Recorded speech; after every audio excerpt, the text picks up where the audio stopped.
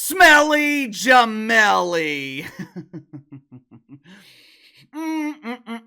Jemele is extra smelly tonight. Imagine my surprise. Just imagine my surprise. When I find out Jemele Hill used the incident between Tyreek Hill and the Miami-Dade police to further her own narrative.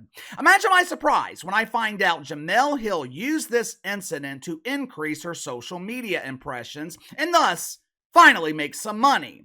As you guys know, Jemele Hill has been unemployed for years. That does not mean she is broke. That doesn't mean that she's not still collecting woke welfare. But when it comes to gainful employment, full-time employment, Jemele Hill just can't seem to find someone who is willing to hire her. I wonder why. Make sure to like and subscribe. You can follow me on Twitter at KC_BTL84. If you happen to stumble across this video, make sure to check out my main channel, Behind the Line. If you search Behind the Line here on YouTube, it'll be the first channel that pops up. There have been a variety of reactions to this incident with Tyreek Hill. The woke media, they're placing all the blame on the cops because that's the directive they were given by deacons at Woke United Methodist. Now, we covered it on the main channel earlier this morning, and I thought our coverage was fair.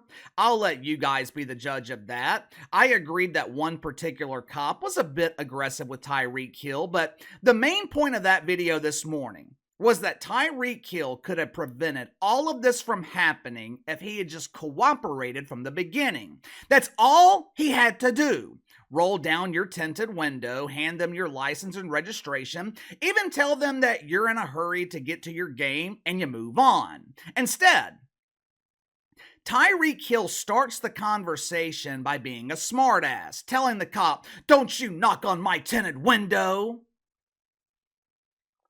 He then rolls the window back up, causing the cops to immediately get defensive. Then everything goes downhill from there.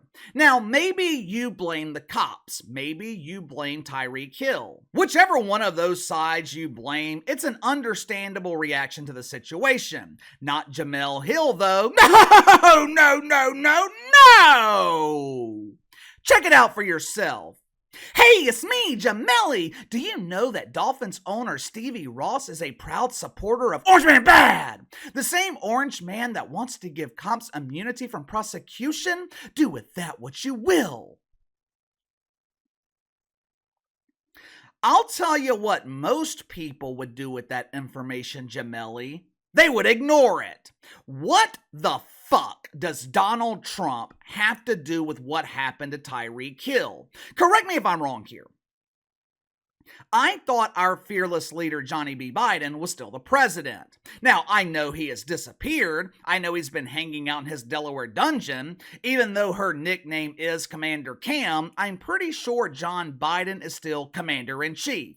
So, how could you possibly tie the Trumper into what happened with Tyreek Hill? Is it any wonder why Jemele Hill can't get a job in the media? Is it any wonder why no one bought her shitty autobiography? You guys remember that?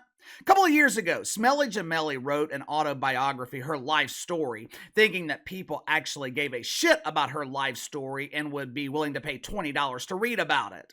To promote the book, she gave free signed copies to a bookstore in the San Francisco airport and told her lonely male followers on social media to pick up as many copies as they wanted. My inside sources, they tell me there were more gloves sold to handless men than free copies given away of Smelly Jemele's book. Jemele Hill has 1.4 million followers on Twitter. If you look at her timeline, she normally averages less than 100,000 impressions per tweet.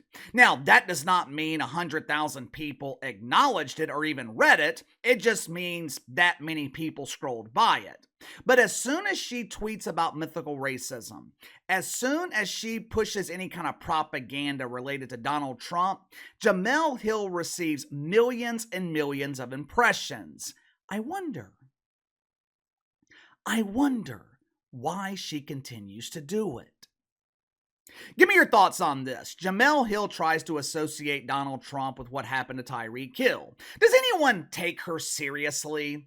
I rarely mention Jemele Hill on the main channel anymore because she has faded from relevance, and the story with her is always the same. It's mythical racism. But let me know what you think. Sound off in the comments below. If you have an idea for the channel that you want me to cover, shoot me an email, btlkc84@gmail.com. Any ideas are welcome. I am much looser on the self-imposed standards, for lack of a better term, here on the second channel when it comes to topics than I am on the main channel. So, whatever you want me to cover, send it my way. I'll see you guys on the main channel tomorrow.